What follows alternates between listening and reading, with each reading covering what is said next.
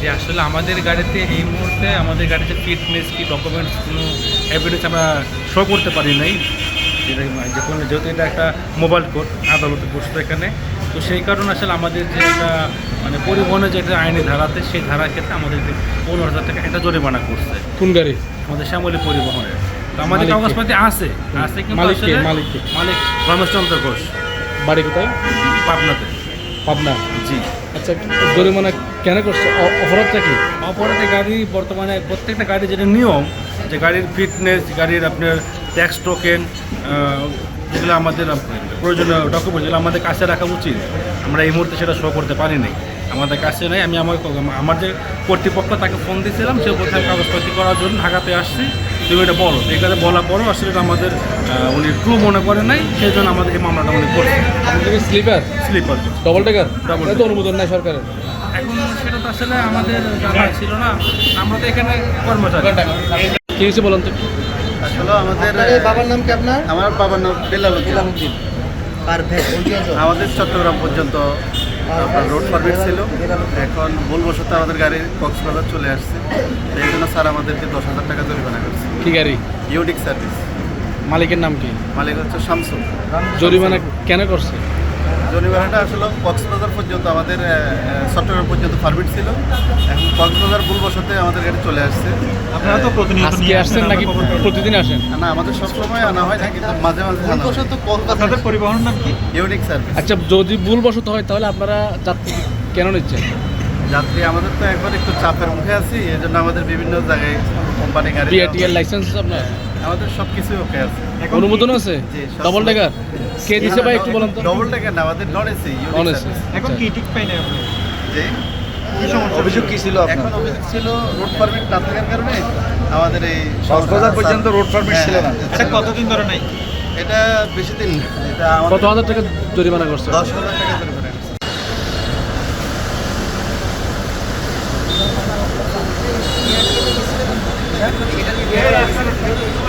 আপনি চিঠি করছেন, গাড়ি কাগজপত্র পাওয়ার জন্য আবেদন করছেন?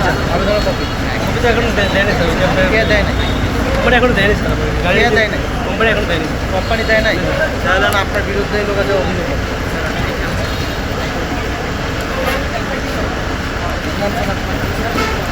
আপনার কোম্পানির নাম কি? আমার নাম মামুন। কোম্পানির নাম কি? হেমেদ স্যার। হ্যাঁ, হেমেদ স্যার, বাড়ি কোথায়? বরিশাল। অনুমোদন আছে আপনার? আমার গাড়ির অনুমোদন আছে? তার গাড়ির অনুমোদন করতে বুঝলাম না স্যার। স্লিপারের অনুমোদন আছে? রোড পারমিট আছে? এই রোড পারমিট অবশ্যই আছে। ডবল টেকার অনুমোদন আছে? না না, ডাবল কে রোড পারমিট দিচ্ছে একটু বলেন তো? রোড পারমিট আমি জানি না। তো রোড পারমিট এখানে যা কাগজপত্র এখানে ছিল সব পণ্য এগুলো হারিয়ে গেছে। মালিকের নাম কি? জি, মালিকের নাম কি? মালিকানা হেমেদ সাহেব। আপনি কোন দায়িত্বে আছেন? জি, কোন দায়িত্বে আছেন আপনি? আমি আমি ড্রাইভার এই গাড়ির। মালিকের বাড়ি কোথায়? আমার বাড়ি চাঁদপুর ডিস্ট্রিক্ট। কি গাড়ি আপনার? এই যে ইলুকোস। মালিকের বাড়ি কোথায়? মালিকের বাড়ি বরিশাল।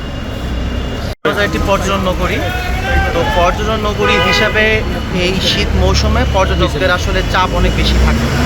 তো সেই লক্ষ্যে কক্সবাজারে যেন রুট পারমিটবিহীন কোনো যানবাহন আসলে চলাফেরা করতে না পারে সেটা নিশ্চিত করার জন্য জেলা প্রশাসনের পক্ষ থেকে একটি অভিযান পরিচালনা করা হয়, এবং সেখানে বাসের কাগজপত্র, ফিটনেস সার্টিফিকেট, সবচেয়ে গুরুত্বপূর্ণ রুট পারমিট। কারণ হচ্ছে এই একটা সময় দেখা যায় একটা বিভিন্ন মৌসুম থাকে, এবং এই মৌসুমে অনেকে শিক্ষা সফর থেকে শুরু করে বিভিন্নভাবে বাস যেটা করে তারা রিজার্ভ করে বা কোনো একটা বাসকে রিজার্ভ করে নিয়ে চলে আসে, এবং রুট পারমিট থাকে না, কোনো কিছু থাকে না।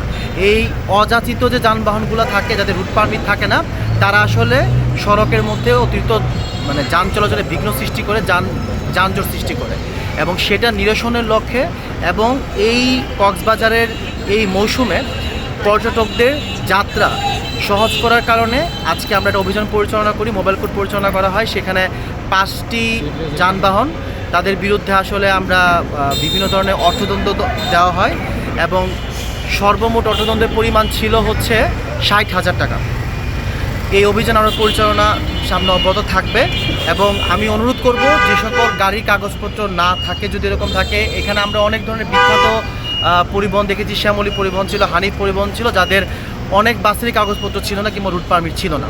কোনো বাসে দেখা গিয়েছে চট্টগ্রাম পর্যন্ত রুট পারমিট আছে, কিন্তু দেখা গিয়েছে তারা কক্সবাজার চলে এসেছে।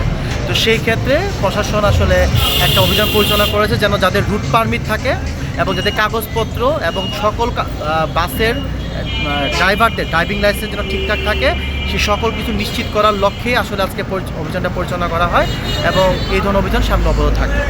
যাদের কাগজপত্র ত্রুটি ছিল তাদেরকে এটাই বার্তা দেওয়া হলো যেন তারা নিয়মিত সকল কাগজপত্র আপডেট রাখে, ফিটনেস সার্টিফিকেট থেকে শুরু করে ট্যাক্স টোকেন, রুট পারমিট এগুলো যেন নিয়মিতভাবে তারা যেন হালনাগাদ করে এবং একই সাথে ড্রাইভারদের জন্য ড্রাইভিং লাইসেন্স নিয়মিত নবায়ন করা হয়, সকল কাগজপত্র নবায়ন করা হয় সেটা জন্য নিশ্চিত করে যে কোনো বাসের এজেন্সি কিংবা বাসের ড্রাইভার এবং সকল কাগজপত্র যেন অবশ্যই বাসে থাকে। অন্যথায় যে কোনো পরিবহন বা যে কোনো বাসের বিরুদ্ধে বা যে কোনো পরিবহনের বিরুদ্ধে আসলে প্রশাসন সেই ধরনের অভিযান পরিচালনা করবে। আমরা খুব শীঘ্রই এই বিষয়টা নিয়ে কথাবার্তা বলবো এবং আমরা ঊর্ধ্বতন কর্তৃপক্ষের সাথে বসবো, খুব শীঘ্রই এই ব্যাপারে আবার অভিযান পরিচালনা করবো।